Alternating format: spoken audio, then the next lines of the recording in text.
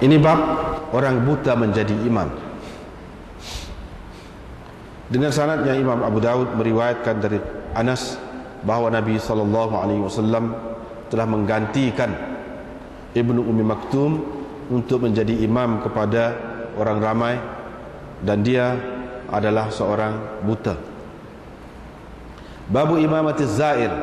Ini bab orang yang berkunjung, yakni pelawat, menjadi imam.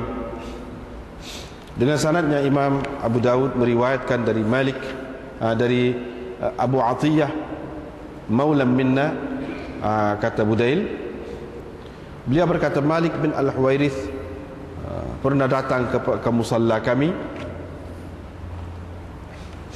fa uqimatis salah, maka diiqamatkan untuk sembahyang. Faqulna lahu, kami pun berkata kepadanya, taqaddam fasalli, tampillah ke hadapan untuk menjadi imam lah. Faqala lana, dia pun berkata, qaddimu rajulan minkum, kemukakan seseorang daripada kamu, yusalli bikum, untuk menjadi imam kepadamu. Nanti akan kuceritakan kepadamu kenapa aku tidak mahu menjadi imam. Aku telah mendengar Rasulullah SAW bersabda, sesiapa yang melawat ataupun yang berkunjung kepada sesuatu kaum, sesuatu golongan, maka janganlah dia menjadi imam kepada mereka. Waliya ummahum rajulun minhum, tetapi hendaklah seseorang daripada mereka menjadi imam. Bab imam berdiri di suatu tempat yang lebih tinggi daripada orang lain, yakni daripada makmumnya. Dengan sanadnya Imam Abu Daud meriwayatkan dari Hammam bahawa Hudzaifah pernah menjadi imam kepada orang ramai di Madain ala dukkan, di atas satu pentas. Fa akhadha Abu Mas'ud biqamisihi, Abu Mas'ud pun memegang bajunya lalu menariknya. Bila dia selesai bersembahyang, Abu Mas'ud berkata, tidakkah engkau tahu bahawa mereka melarang daripada melakukan begini? Qala, siapa ni? Hudzaifah berkata, memanglah aku teringat apabila engkau menarik aku tadi.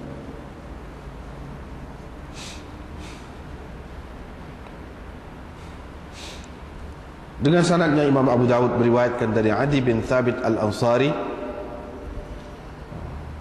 beliau berkata, ada seorang lelaki telah menceritakan kepadaku bahawa dia pernah bersama Ammar bin Yasir di Madain, maka diiqamatkan untuk sembahyang. Ammar pun tampil ke hadapan dan dia berdiri di atas pentas, yusalli, untuk bersembahyang, sementara orang lain berada di bawahnya. Hudzaifah pun tampil ke hadapan lalu memegang kedua tangannya, dan Ammar mengikutnya. Ammar pun mengikutnya hatta anzalahu Hudzaifah, sehingga Hudzaifah menurunkan dia daripada atas itu. Apabila Ammar selesai bersembahyang, Hudzaifah pun berkata kepadanya, tidakkah engkau pernah mendengar Rasulullah SAW bersabda,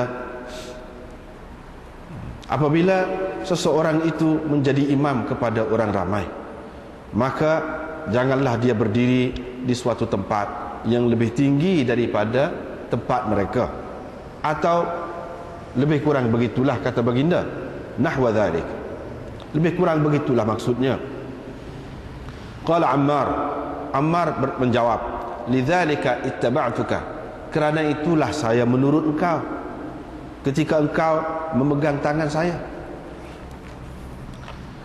Babu imamati man shalla biqaumin wa qad shalla tilka shalah. Ini bab sembahyang, ini bab seseorang menjadi imam kepada orang ramai setelah dia mengerjakan sembahyang itu. setelah dia mengerjakan sembahyang itu. Dengan sanadnya Imam Abu Daud meriwayatkan dari Jabir bin Abdullah bahawa Mu'adz bin Jabal selalu bersembahyang bersama Rasulullah sallallahu alaihi wasallam Isya. Kemudian dia pulang kepada kaumnya, datang ataupun pergi ataupun pulang kepada kaumnya, lalu bersembahyang dengan menjadi imam kepada mereka sembahyang yang sama. Sembahyang itu, sembahyang yang telah dikerjakannya bersama Rasulullah tadi. Dengan sanadnya Imam Abu Dawud meriwayatkan dari Jabir bin Abdullah, beliau berkata, sesungguhnya Mu'adz selalu bersembahyang bersama Nabi SAW, kemudian beliau pulang lalu menjadi imam kepada kaumnya. Itulah 2-3 bab yang kita baca malam ni. Yang pertama,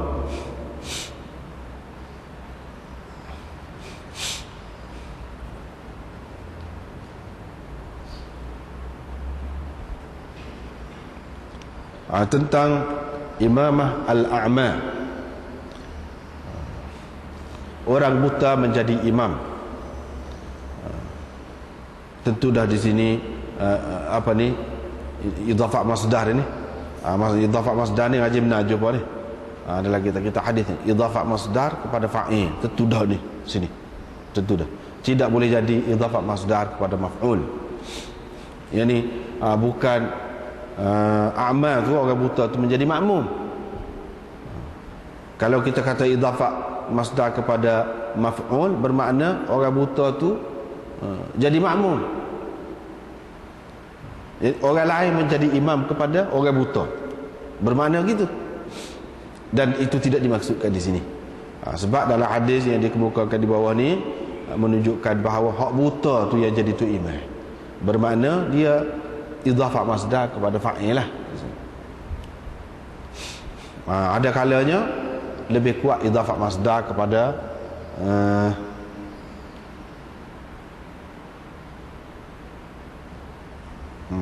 lebih kuat idhafah masdar kepada maf'ul. Ada kalanya lebih sedap.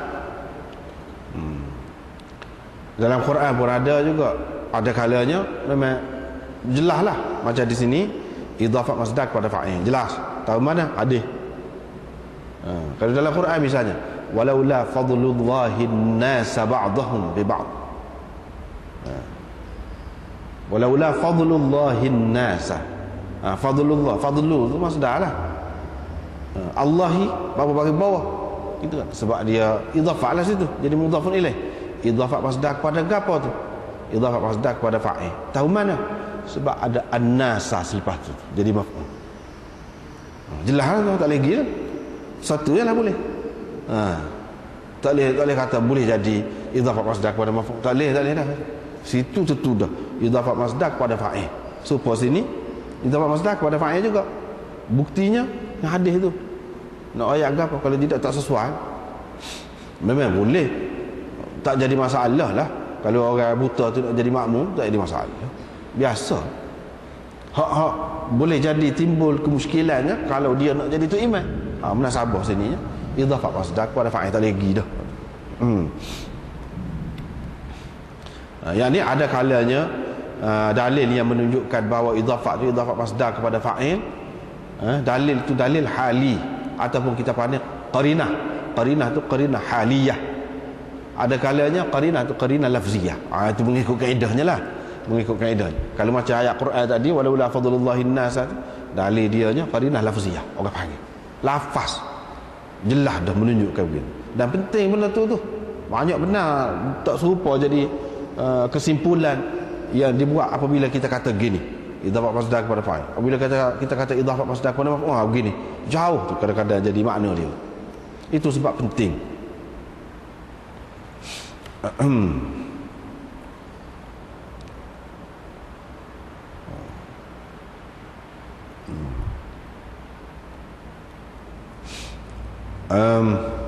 Kemudian perawi-perawi yang disebutkan di sini, di antaranya yang menarik perhatian kita, yang dalam kitab ni kalau dia sebut dah tu biasanya dia tidak sebut dah lah, ataupun dia sebut sikit-sikit.